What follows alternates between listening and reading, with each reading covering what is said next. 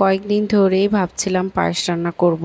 আজকে রান্নাটা বসিয়েই দিলাম। অ্যাকচুয়ালি হাজবেন্ড চেয়েছিল পায়েস খাবে, সেই কারণেই রান্নাটা বসালাম। তো আজকে আর লেজিপানাকে জায়গায় দিলাম না, প্রায় রান্না হয়ে গেছে, এখন শুধু ঘন হওয়াটা বাকি। পায়েস রান্না করতে করতে আমার জায়ের কথা মনে হয়ে গেল। আমার বড় জা, আল্লাহ ওনাকে জান্নাতবাসী করুন। ওনার হাতের পায়েস অ্যাকচুয়ালি অন্যরকম একটা স্বাদ ছিল। ভাবি আল্লাহর কাছে চলে গেছেন, প্রায় ৬-৭ বছর হয়ে গেছে, কিন্তু ওনাকে ভোলাটা কিছুতেই আমাদের পক্ষে সম্ভব না। আমি ভাবিকে দেখেছি খুবই মায়া করে রান্না করতে, এরকমটা সবাই পারে না, আর এরকমটা মায়া করে রান্না করা কারো পক্ষে সম্ভবও হয় না। খুব কম মানুষই রান্নাটাকে শিল্প মনে করে আর সেটাকে নিজের মনের মতো করে সাজিয়ে রান্না করে।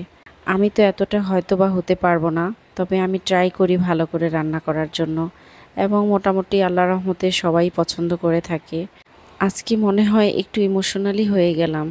তো যাই হোক, পায়েসটা এতক্ষণে কমপ্লিট হয়ে গেছে, আর একটা সার্ভিং ডিশে আমি সার্ভ করেছি। আর মেহরিমা এসেছে, ওর বাবাকে নিজের হাতে পায়েস খাইয়ে দিবে, কিন্তু সার্ভিং ডিশটা অনেক ভারী হওয়াতে মেহরিমা একটু কনফিউজড যে এটাও নিয়ে যেতে পারবে কিনা। তবুও বাচ্চাটা ট্রাই করতে চাচ্ছে, বাট আমি দিচ্ছি না। তো এটা আমি এখন নিয়ে যাচ্ছি আর হাজবেন্ডকে খেতে দিচ্ছি।